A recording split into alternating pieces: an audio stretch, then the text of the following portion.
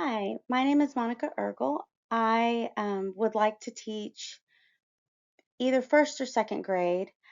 What I like about math is that it strengthens critical thinking skills, and those are skills that apply to other subjects and everyday life.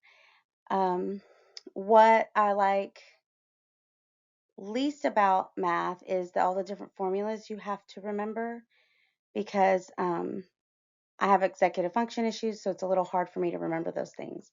The topic I chose is pictographs, which comes from chapter 10.2 data display. And I chose this because I know this is a way this concept is often taught to the lower grades.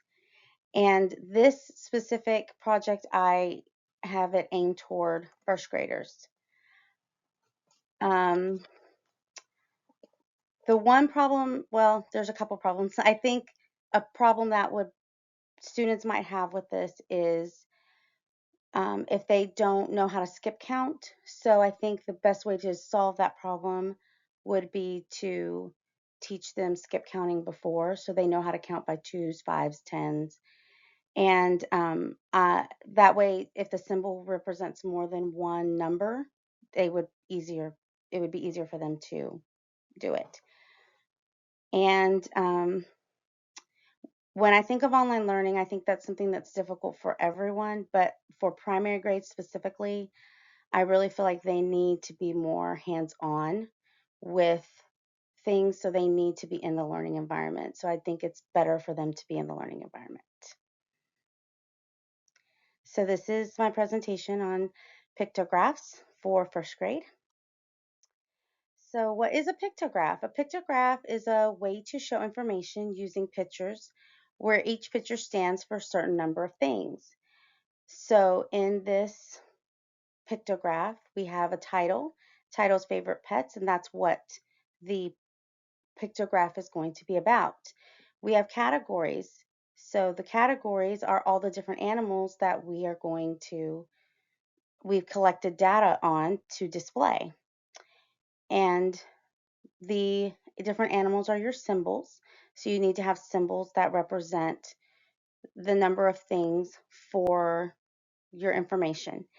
And we also have a key. The key lets us know what the symbol's value is. So if the symbol represents 1 vote or 2 votes or so on, it's how we are going to um, display the data. So here's one we're going to do together. This one is called favorite cookie flavor, and we have 3 cookies: chocolate chip, sugar, and peanut butter. And if you look at the key, it says each cookie is worth 1 vote. So we're going to count the cookies. So we'll start with chocolate chip. 1, 2, 3, 4, 5, 6, 7, 8, 9. Chocolate chip received the most votes, and they received 9 votes. Let's see how many people voted for sugar cookies. 1, 2, 3, 4, 5. So that means 5 people voted for sugar cookies. Let's see how many voted for peanut butter.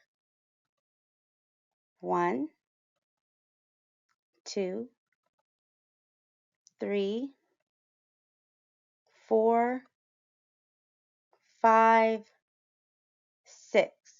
And so now we can see our data, and we can see that the favorite cookie of all the cookies was chocolate chip, and the least favorite cookie was the sugar cookie. And that is my presentation on pictographs.